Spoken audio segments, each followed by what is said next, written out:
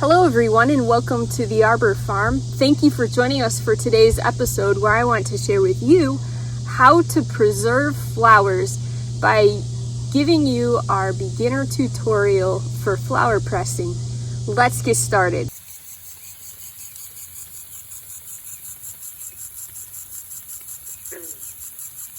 Did you know that you can turn fresh cut flowers into a preserved keepsake in just a few days or weeks? Well, pressing flowers is a great option to do so, and there are so many things that you can make with pressed flowers. You can make cards, bookmarks, framed art, and all kinds of keepsakes. So let's get started in our step-by-step tutorial on how to do just that. I first want to step back and explain to you what is flower pressing. Well, it's a means by which you put pressure on a flower for an amount of time to flatten it and dry it out and preserve it. So it helps it maintain its color and its longevity. So we have a tutorial that I did a few months ago, and I will link to that in the description below of how we built this flower press. But you don't actually have to have this flower press, although they are really affordable to make. You could simply use a book or and some weights put on top of it to maintain the pressure. There are a variety of things that people are creative with as far as flower presses. But if you're looking for a tutorial, a DIY on how to make a wooden flower press, like this one, I show you how to do that, and again I'll link to that below. It's quite simple and straightforward, and it's very effective. So what will you need to get started flower pressing? Well, you're going to need a flower press or some hard books like I mentioned, with a weight that you could put on top of those, something to maintain the pressure. We recommend using blotting paper. There are a lot of people out there that just use plain paper, and we tried that, but blotting paper is what gave us the best results. And so I'll save you that step of trial and error. I'll link to the description below of the blotting paper that we use, but that's again just to show you. You don't have to buy from that link, just to show you what we use. And then of course you're gonna need some flowers. And you know that if you've watched us for a little bit, you know that we grow flowers on our flower farm, but you don't have to be a flower farmer. Anybody can have access to flowers, whether it's grocery store flowers or flowers from your own garden, whatever the case might be. And so those are the items that you'll need to get started. And then also you'll want to use some cardboard, and that's for the layers in between each section. And I've just recycled boxes. You can even use cereal boxes and just cut those down to fit in your flower press. So it's beginner friendly and really easy to get started. A pair of scissors or tweezers might also come in handy. So let's get started at pressing some of these flowers. Before we get started pressing the flowers, I wanted to just speak for a moment about the kinds of flowers that I have chosen here. We have some cosmos and some different pansies that we've grown from seed, as well as baby's breath. Now, white flowers are usually the most difficult to press and get them to come out white. For whatever reason, it's easy for them to turn yellow or even brown. So just wanted to mention that.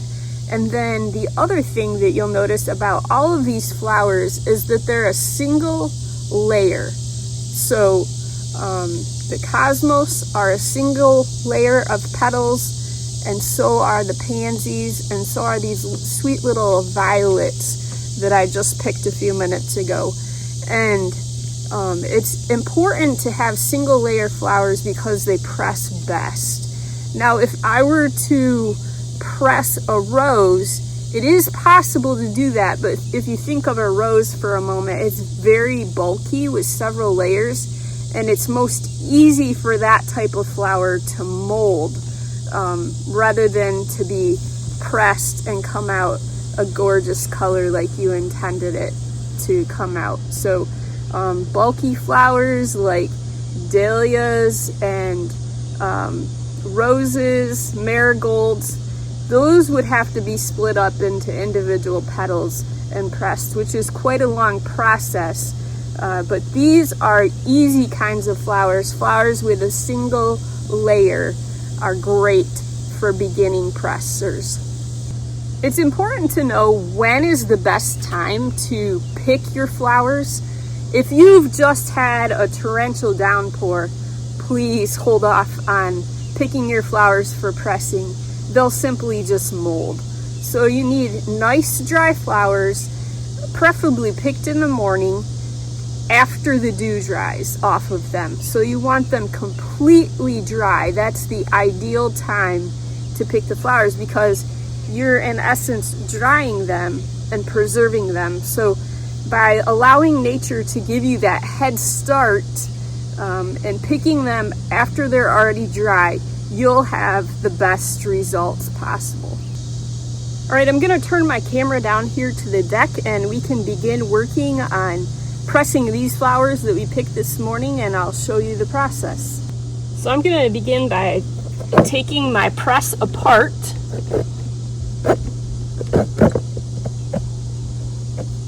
And I can take these bolts out.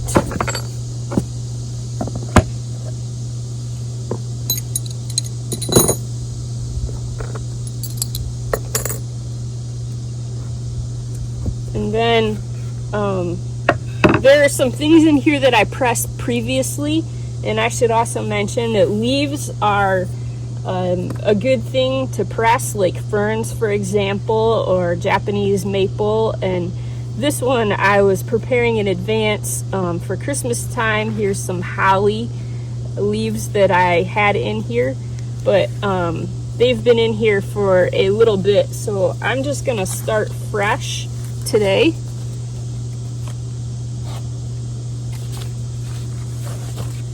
And I'm going to begin by putting a layer of cardboard, and you can see that I have this cardboard cut so that I can still access my holes for my bolts.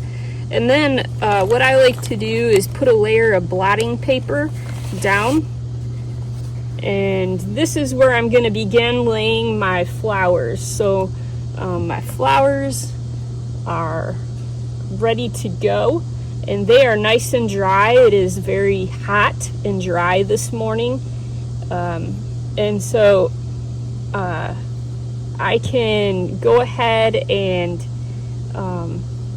cut the flowers off.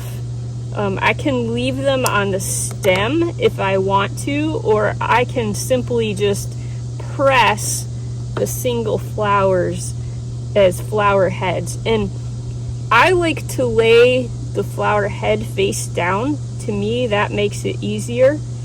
But the key is I don't want my flowers touching, because if I press them while they're touching, they will stick together. And so that's a key that you want to pay attention to.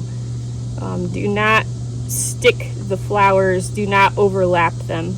I'm going to take the stem off of this one, and I have one more cosmos that I'm going to add, and I like to try to get the petals all open if I can. So I'm simply going to lay this face down with a stem attached, because that is the appearance that I want from this flower. Okay, again, I want to be careful not to allow them to overlap, because they will be stuck together when I open my press, and I don't want that. Okay, so I have my first layer, and sometimes it's fun just to throw in some foliage from the flower or some leaves. So I'm gonna do that. And the next thing I need to do is add another piece of blotting paper on top of the flowers so that I can continue with my next layer. So this goes right on top, and then I'm going to add another piece of cardboard for my next layer. I like to give it a little press down with my hands just to keep it nice and secure as I move along. All right, let's do some of these little pansies.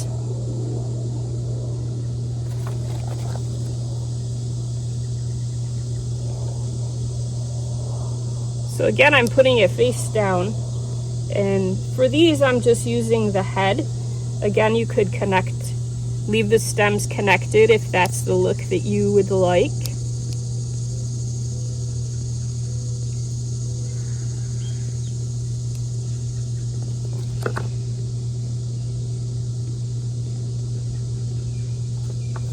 And then I have some tiny little violets. I'm adding those to the page as well.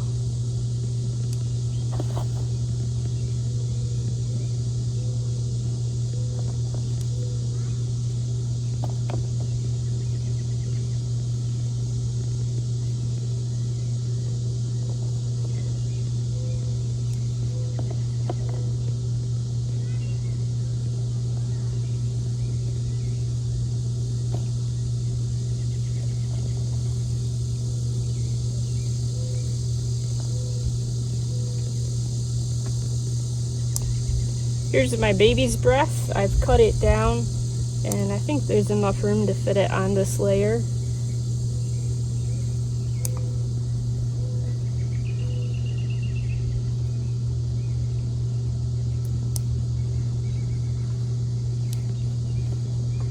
All right, so my layer is ready, and I need to close it off on top so that it gets sealed in really well and it begins drying.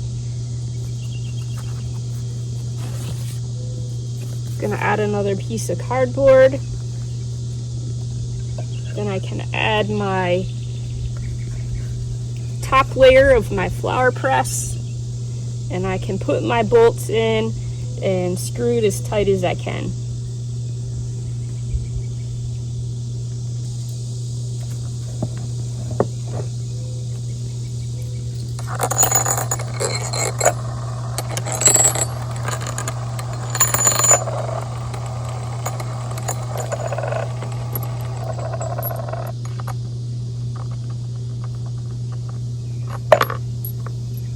Now my carriage bolts are nice and long so that I could add several layers and make a nice thick press if I wanted to. But that's just something that I did when I made this press to give me that option.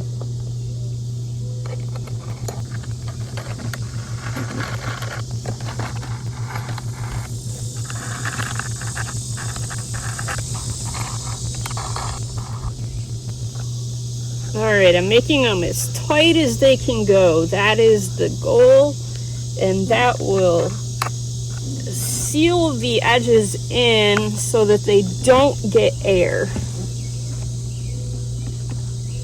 Because I want my flowers to not get air.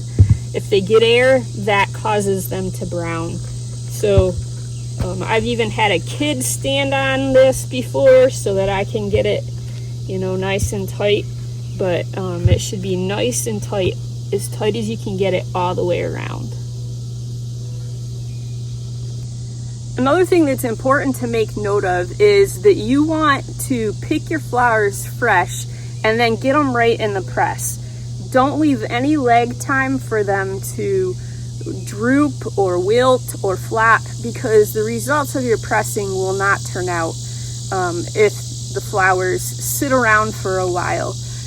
Even, you know, a half an hour or whatever in the sunshine can ruin them. So make sure you get them in your press right away for the best results.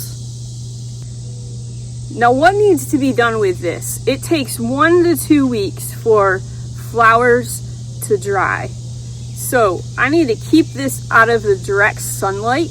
And even after my flowers are already pressed, it's important to keep them out of the direct sunlight, because the sunlight just does what? It causes them to fade, and then, you know, they won't be as beautiful and you won't want to use them. Potentially sunlight ruins them. So even now I want to find a place out of the direct sunlight inside to keep my press. But what do I need to do?